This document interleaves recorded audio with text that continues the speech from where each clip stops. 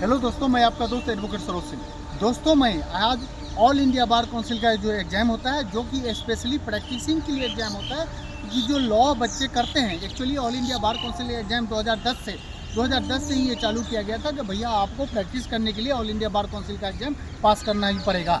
उसके बाद ही आप प्रैक्टिस का में आप अपना प्रैक्टिस ऑफ सर्टिफिकेट मिलता है और उसके बाद आप प्रैक्टिस में आ सकते हैं और प्रैक्टिस कर सकते हैं। अब इसके लिए मैं बताना चाहता हूँ दोस्तों कि ये एग्ज़ाम बहुत ही सिंपल है, बहुत ही इजीली आप पास कर सकते हैं। लेकिन दिक्कतें बहुत लोगों को ये आती है, जो नए नए लॉ कॉलेज से पास होके आए हैं, उनको ये पता होता है कि बहुत सारे लॉ कॉलेज में तो ये ऐसा होता है सिचुएशन की लोगों को सिर्फ डिग्री लेने के लिए तो अपना लोग पढ़ते हैं, क्लास व्लास से कोई मतलब होता नहीं है। बहुत सारे ऐसे लॉ कॉलेज हैं, मैं बताना नहीं चाहूँगा।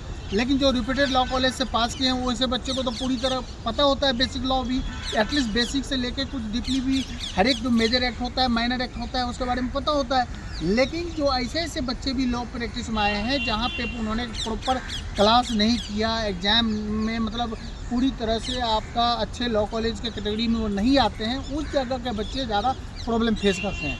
अब इसके लिए मैं बताना चाहता हूँ दोस्तों कि एग्ज़ाम बहुत ही सिंपल है, लेकिन प्रॉपर प्लानिंग, प्रॉपर स्ट्रेटजी के थ्रू आप एग्ज़ाम देंगे, इजीली एग्ज़ाम निकलेगा, क्योंकि ये ओपन एग्ज़ाम होता है दोस्तों। लेकिन ओपन एग्ज़ाम होने से नहीं मतलब है, आपको अगर कोई चीज़ हथियार हम सामने में दे दिया जाए, उससे नहीं होता है, उसको कैसे चलाएंगे उससे फैक्ट मैटर करता है।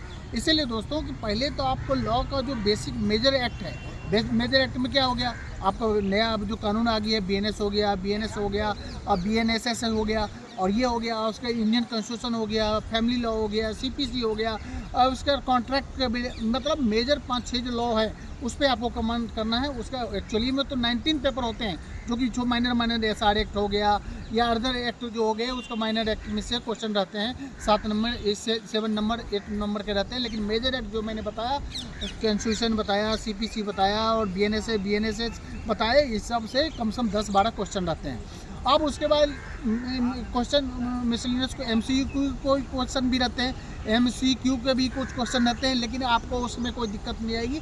पहले आपको ये समझना है कि कौन सा लॉ में सब्जेक्ट, ज़्यादा डिटेल में जाने की जरूरत नहीं है, सिंपल है कि पूरे सेक्शन को आप ध्यान रखें, सेक्शन के कॉन्सेप्ट को समझें कि भाई ये सेक्शन क्या बोलता है, और उसके हिसाब से एक नोट्स बनाएं आपको, और प्रॉपर ढंग से उसको दिमाग में रिकलेक्ट करें।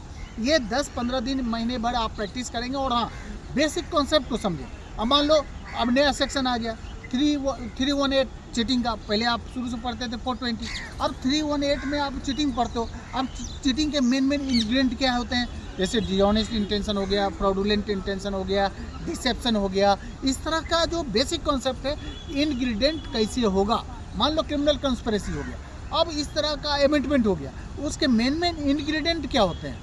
अगर मान लो आपको BNSS के बारे में बात करता हूँ, अब CRPC का बेसिक 0 FIR क्या होता है, FIR होने से अगर नहीं होता है तो वहाँ पे कहाँ पे फाइल कर सकते हैं, क्या कर सकते हैं, अगर थाना पर नहीं करती है तो उसके लिए आगे का प्रोविज़न क्या होता है, 173 के बाद अगर का प्रोविज़न होता है सीनियर पुलिस ऑफिसर के पास करने का, अगर वहाँ नहीं मानता है तो आपको कमिश्नर मजिस्ट्रेट के पास किस प्रोविज़न के हिसाब से जाएंगे। इस तरह की बातें को आपको बेसिक कॉन्सेप्ट को समझना है, और उसके बाद इजीली आप एग्ज़ाम, ओपन बुक एग्ज़ाम होता है, आप पास कर जाएंगे। हाँ, एक चीज़ मैं आपको हेल्प कर सकता हूँ कि भाई 10 दिन में, 10 से 15 दिन में ABI का जो भी एक्ट आते हैं, मैं पूरी तरह कॉन्सेप्ट के साथ समझा सकता हूँ, वो भी फ्री ऑफ कॉस्ट। इसका कोई जानकारी, इसमें कोई भी अगर इंस्टीट्यूट वाले पैसे लेते हैं तो समझो ये पैसा कमाने के लिए लेते हैं।